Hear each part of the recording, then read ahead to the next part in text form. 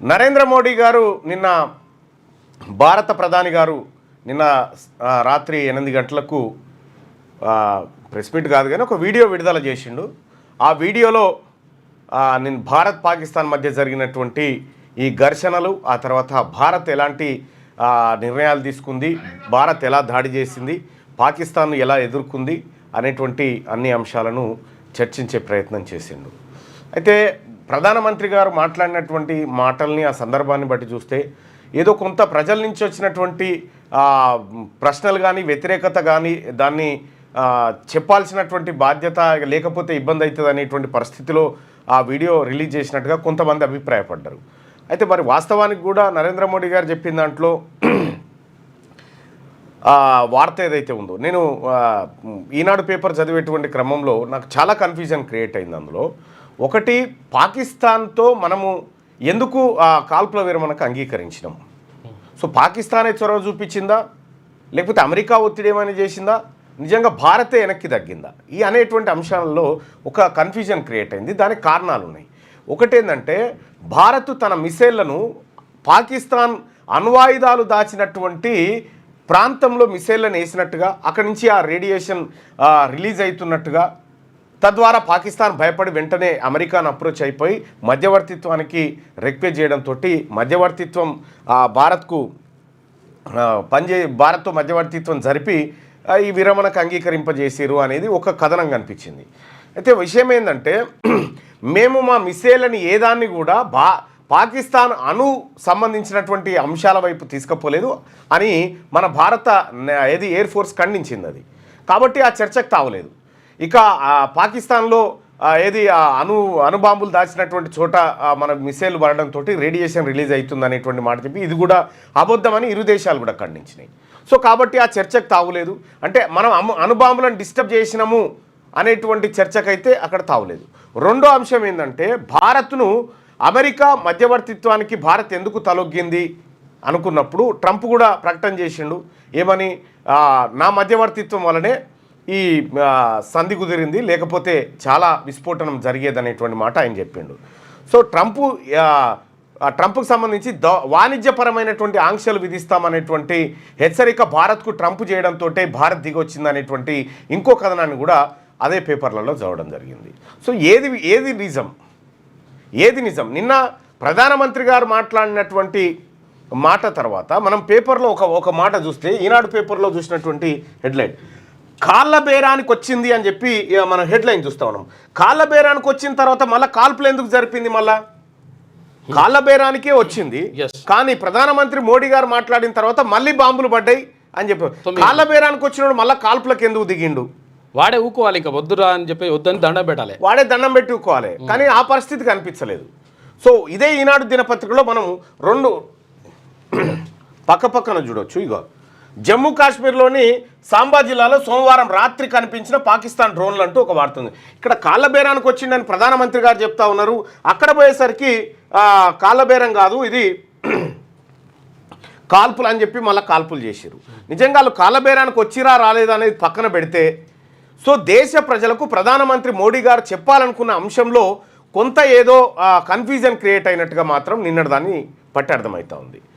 ఇప్పుడు మేమిద్దరిట్లలో ఎవరినో సుదర్శన్ తప్పు చేసిండు అనుకో, నన్ను కాల్చి చంపితే ప్రజలకేం సంబంధం? కాబట్టి నీ పహల్గామ్ దాడిలో పాల్గొన్నటువంటి వాళ్ళని ఇప్పటి వరకు పట్టుకోలేదు, వాళ్ళు దొరకలేదు, వాళ్ళ టాపికే లేదు. మరి ఉగ్ర శిబిరాలను మనం విధ్వంసం చేసినాం, మంచిదే చేసినాం, చేయాల్సిందే కూడా. కానీ వీళ్ళేరి ఈ అంశం చర్చకు రాలే.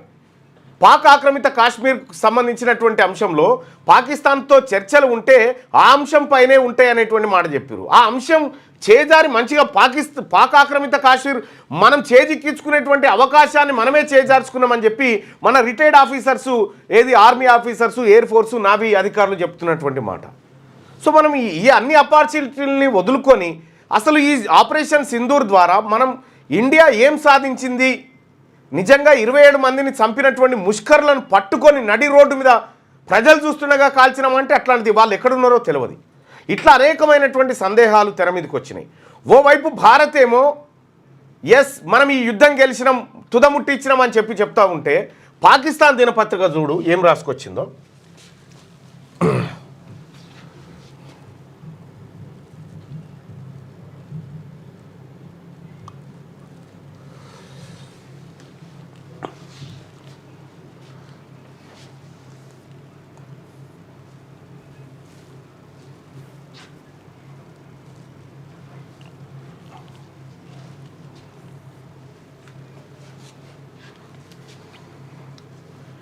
Kashmir take centre stage as fragile ceasefire holds అని చెప్పి వాళ్ళేమో సంబరాలు చేసుకుంటా ఉన్నారు.